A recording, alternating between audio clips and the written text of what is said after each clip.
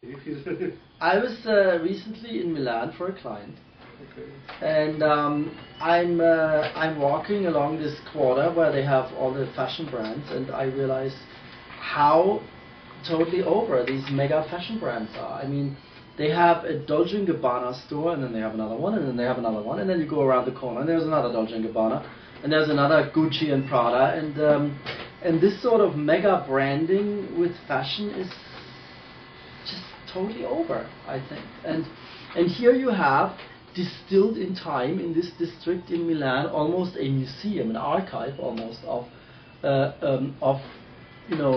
passé branding approaches from the 90s.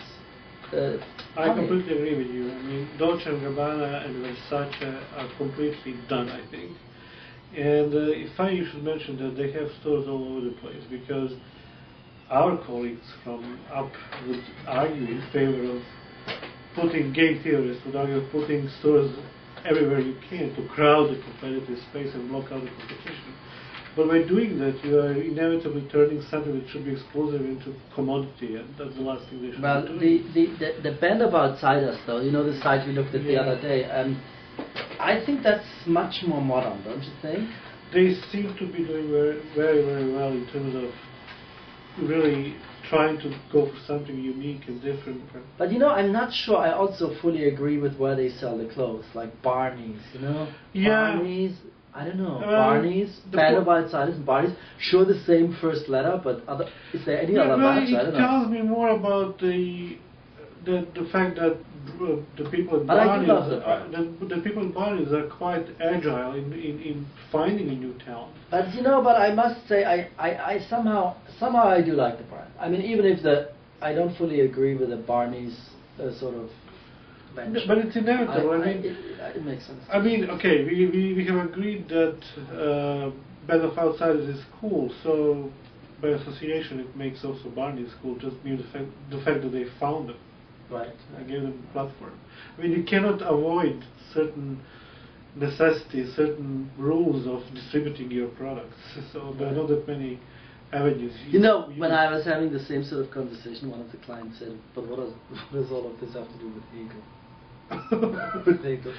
No, I don't know. So. But all right, imagine what does the Band of Outsiders website look mean in a retail environment? Right? Yeah, that's a good question. I mean, we just said, or I said, that we are sort of sick of this whole look that you have in Milan and so on. Yeah. But what would it mean? I mean, I'm sure it has implications for the location. Oh yeah.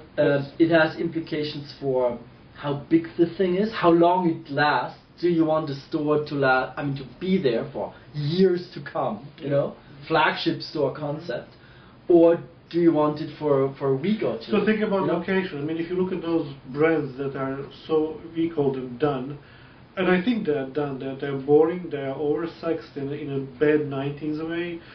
And if you look at their locations, it would be Madison Avenue in the 70s and the 60s, or West Broadway in Soho. So there is. In those places you would look for those stores. Now where would you look for? Well, Ginza in Japan too, same sort of thing. But I mean, make it worse in a way. Make it worse. Make it a little bit cool, like Prada was doing in the Omotesando intersection, you know, in Aoyama. Yeah. I mean, ridiculous. Yeah. So to explore the notion of what a truly modern, contemporary brand, non-brand means for retailing and for websites in the year 2008, going forward for a couple of years, I think is a good idea. Yeah. Suppose, I mean, Band of Outsiders is your client. What would you tell them? I mean, in terms of location? I would tell them, don't go into retailing at all.